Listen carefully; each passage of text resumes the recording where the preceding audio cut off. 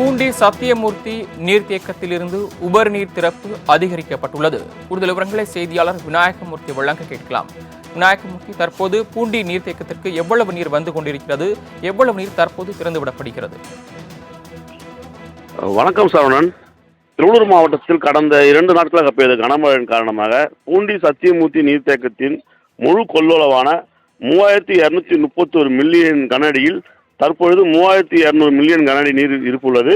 மேலும் இந்த ஏரியின் முழு உயரமான 35 அடியை கொண்ட இந்த ஏரியில் தற்பொழுது 34.98 அடி நீர் நிரம்பி உள்ளதால் இந்த அணையின் பாதுகாப்பை கருத்தில் கொண்டு தற்சமயம் 12,000 கனஅடியிலிருந்து 16,500 கனஅடியாக உபரி நீர் கொசஸ்தலை ஆற்றின் வழியாக திறக்கப்பட்டுள்ளது.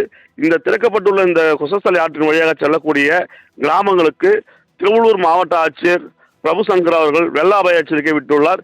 மேலும் இந்த மழையின் நீர்வரத்து வந்து கொண்டிருப்பதால் இன்னும் அதிக அளவில் இந்த உபரி நீர் திறக்கப்படும் என பொதுப்பணித்துறையினர் தெரிவித்துள்ளனர். சரவணன், நாங்கள் வழங்கிய தகவல்களுக்கு நன்றி விநாயகமூர்த்தி.